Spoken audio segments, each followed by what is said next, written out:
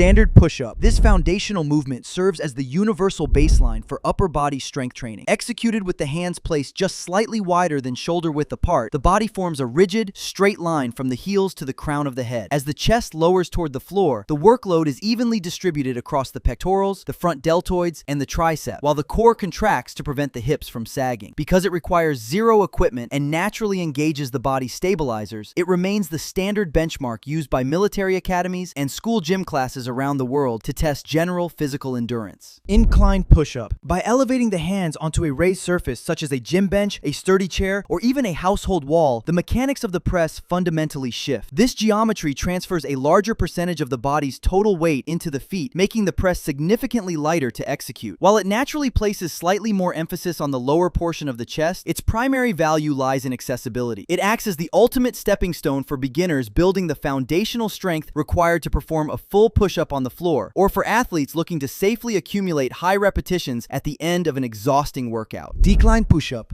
Flipping the angle of the incline, this variation elevates the feet onto a bench or step while keeping the hands planted firmly on the ground. This downward angle forces the upper chest and the front of the shoulders to support a much higher fraction of the lifter's total body weight. The range of motion also increases, meaning the torso has to travel further to reach the floor. It is widely utilized by intermediate exercisers looking to stimulate muscle growth in the upper pectorals without having to introduce heavy external iron weights. Wide push-up. Placing the hands significantly outside of the shoulders changes the leverage of the arms during the press. Because the elbows do not bend as deeply, the triceps are largely taken out of the equation, forcing the large muscles of the chest to stretch wider and absorb the vast majority of the tension. This variation reduces the overall vertical distance the torso has to travel, but places a much higher mechanical demand on the shoulder joints. Bodybuilders often incorporate it specifically to target the outer fibers of the chest, though controlled form is critical to avoid placing excessive strain on the rotator cuffs. Diamond push-up. Named for the distinct shape formed by touching the index fingers and thumbs together directly beneath the center of the chest, this compact setup completely reverses the physics of the wide push-up. Bringing the hands together forces the elbows to track tightly alongside the ribcage as the body descends. This concentrated positioning shifts the primary burden away from the chest and places it directly onto the tricep. Popularized heavily by traditional calisthenics routines, it is widely considered one of the most effective bodyweight movements available for building arm mass and lockout strength. Pike push-up. Rather than keeping the torso parallel to the ground, the lifter walks their feet forward and raises their hips high into the air, forming an inverted V shape. When the elbows bend, the head lowers down toward the floor at a steep vertical angle. This shifts the plane of the push away from a horizontal chest press and turns it into a vertical overhead press. It is a staple exercise in gymnastics and street workout culture, serving as the essential prerequisite for anyone training to eventually perform a freestanding handstand push-up. Archer push-up. Inspired by the drawing motion of a traditional bow, this advanced variation introduces asymmetrical loading to the push-up. As the body lowers, the lifter shifts their entire weight over to one side, bending that working arm deeply while keeping the opposite arm completely straight out to the side like an outrigger. Once pressed back up to the center, the motion is repeated on the alternating side. It bridges the gap between standard bilateral pressing and true one-arm strength, forcing a single side of the upper body to handle roughly 70% of the total load. Clapping push-up. Moving away from slow, controlled tension, this plyometric variation is built entirely around explosive power. The descent is performed normally, but the upward press is executed with enough sudden force